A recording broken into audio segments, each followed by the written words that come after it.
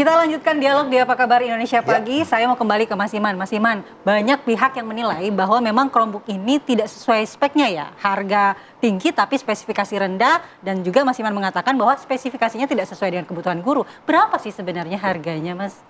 Iya, saat itu ramai ya di tahun 2021, bahkan ada banyak YouTuber-YouTuber yang mereview karena sudah tersebar beritanya, yaitu laptop 10 jutaan dengan spek 4 jutaan. Nah, jadi gapnya sangat terlihat sekali, dan banyak yang ahli profesional yang mereview itu dan mengatakan ini kemahalan dengan harga segini gitu. Kemahalan. Dan saat itu juga sudah ada penyimpangan ya. Iya, dan saat itu juga kami melihat di mana di marketplace lain gitu ya, dari berbagai tempat itu memang harganya sekitar 4 jutaan gitu ya, atau 5 jutaan. Kok di anggarannya sebesar itu mungkin juga ada item-item lain yang termasuk dari modem atau mungkin keyboard, mouse, atau mungkin dapat tas kali ya, tas laptop juga. Tasnya 2 juta ya.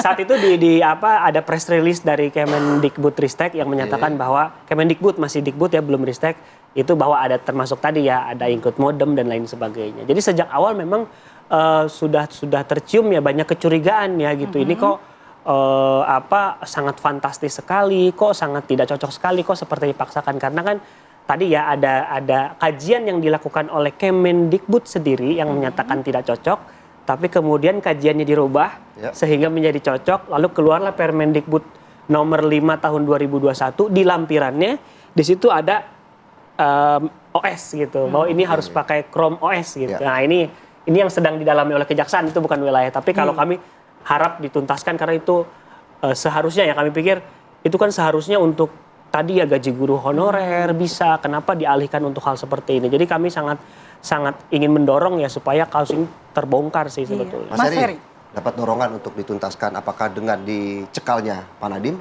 merupakan tinggal tunggu waktu saja untuk ditetapkan sebagai tersangka? Iya, dalam beberapa kajian hukum misalnya memang faktanya mereka yang dicegah itu potensinya besar ya untuk ditetapkan menjadi tersangka, tapi bukan berarti jadi satu kewajiban, karena dalam beberapa perkara yang lain juga orang yang dicegah toh akhirnya tidak menjadi tersangka kan. Jadi sebatas hanya memberikan informasi. Kemudian saya malah meminta Mas Iman ini nanti ke depan kalau ada penyidikan misalnya dinaikkan proses yang lebih tinggi lagi, keterangannya bisa disampaikan saja. Ya, di berita dari pihak guru ya bisa. Iya, menurut saya percuma kalau hanya bicara di TV kan. Nah, maka kalau beliau sudah menyampaikan misalnya sudah ada mens rea dengan keyakinan yang bahkan mungkin lebih dari penyidik tadi kan, menurut saya perlu dipertanggungjawabkan. Tapi Mas Iman bisa menawarkan diri begitu untuk memberikan menurut saya keterangan. Bicara sebagai saksi itu kewajiban hukum loh Mas. Jadi kalau Anda tahu misalnya ada satu tindak pidana, ya Anda harusnya malah terbuka untuk menyampaikan data tadi di Sangihe, di NTT tadi kan. Tanpa harus dipanggil terlebih dahulu. Iya. Karena kita bicara kewajiban hukum, setiap orang yang mengetahui saya rasa berhak punya kewajiban hukum tadi secara moral untuk menyampaikan hal tersebut. Tentu akan mempermudah kerja dari aparat penegak hukum. Karena berkali-kali tadi saya dengarkan penuh keyakinan bahwa sudah terjadi ini, terjadi itu. Ya saya rasa itu perlu. Jadi itu juga penting bagi kita agar dalam hal kita mengungkap satu perkara tindak pidana korupsi ini memang ada peran serta masyarakat juga. Ya, untuk menyampaikan mungkin informasi yang kita ketahui tadi berfungsi dalam kerangka membuka kotak Pandora dalam kasus ini. Kemudian kembali ke kasusnya Pak Nadiem, sebenarnya yang dilihat ini kan adalah dua hal ya. Sumber pendanaan yang dari mana yang digunakan, kemudian implementasinya. Karena ketika bicara implementasi ini kan dari PAUD bahkan sampai ke SMA yang diberikan katakanlah pembagian Chromebooknya tadi, dan wilayahnya mengcover seluruh wilayah hukum Indonesia. Maka persoalannya adalah apakah ini langsung dari pusat ke daerah atau pusat bekerja sama dengan daerah. Nah, kalau bekerja sama dengan daerah, partisipasi dari daerah apa? Kan begitu ya. Kemudian menggunakan dana apa? Apakah ada istilahnya dana alokasi khusus misalnya? Ada juga alokasi nah, keterlibatan dalam hal pemerintah daerah ini sejauh mana? Nah, apakah memang hal semacam itu dibolehkan dengan anggaran yang besar tadi? Maka ini kan akan membuat kita lebih memahami kasus ini secara edukasi hukum. Tidak hanya kemudian ini salah, ini benar, begitu ya. Tapi kita kemudian memahami bahwa dari awal misalnya salah, bisa dibuktikan bahwa sumber pendanaannya memang tidak tepat. Ada potensi kerugian keuangan negara dan bahkan bisa dibuktikan. Karena bicara tipikor itu kan tidak bicara delik formil, tapi dia delik material. Maka akibat itu harus bisa dibuktikan. kerugiannya berapa. Sejauh ini yang disampaikan oleh pihak Kejaksaan Agung itu kan 9,9 T, ya 6,4 dan 3,5. Itu kan berarti 9,9 totalnya. Nah ini yang kemudian perlu penjelasan lebih lanjut ya. Berapa kemudian berapa harga dari, ini harus detail kita. Berapa harga Chromebook tadi, jumlahnya berapa, tersebarnya berapa. Nah, kalau berbicara anggaran, Mas Heri, Nadiem Makarim sebagai penentu kebijakan anggaran tertinggi, ini tanggung jawab pidananya dalam pengadaan Chromebook yang kalau menurut Mas Iman ini harganya terlalu tinggi tapi speknya rendah itu gimana? Iya, yang menjadi kesulitan ketika mengatakan seorang defense dalam tindak pidana korupsi ya, fakta yang saya lihat karena saya juga adalah lawyer gitu. Kadang yang kita lihat adalah defense dengan mengatakan bahwa dia tidak mendapatkan keuntungan langsung dari perkara tersebut, tapi dia menandatangani ya, akibat dari tanda tangan tadi kemudian keluarlah gelontoran anggaran tadi yang kemudian di ujungnya ternyata ada kerugian negara di dalamnya. Nah ini jadi hukum kausalitas dia, ada hukum sebab akibat. Kan nggak mungkin akibat ini muncul tanpa sebab tadi. Nah ini kalau saya yakin dan percaya Pak Nadiem kan sekarang pasti sudah milih lawyernya kan. Nah berarti lawyernya harus berpikir, kita jangan kasih spillnya di sini. Biar lawyernya nanti bekerja sesuai dengan yang ditandatangani dalam surat kuasa tadi kan. Walaupun tidak menerima fee secara langsung begitu ya, tetap kena. Nah saya rasa itu yang bisa jadi upaya untuk pembelaan siapapun, tidak hanya Pak Nadiem yang diduga melakukan tindak pidana korupsi ya, bahwa dia mengatakan ini beritikat baik ya kan. Tidak ada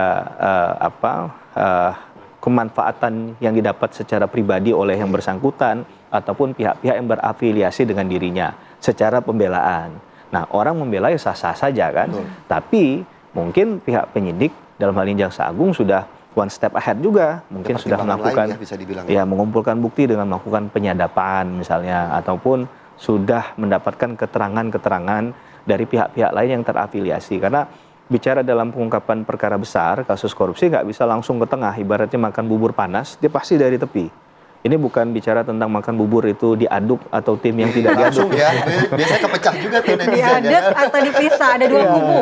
Tapi pastinya dari tepi. Nah dari tepi ini mungkin sudah dikumpulkan fakta-fakta hukum itu kan coba untuk ibarat puzzle ya, dibuat, dirapikan oleh teman-teman penyidik sehingga kemudian memunculkan nama-nama lain. Nah, ini kan juga harus dijelaskan secara logika hukum, sehingga tidak ada celah untuk akhirnya di ujungnya orang mengatakan salah nih langkah Kejaksaan Agung, kok udah dicegah dulu.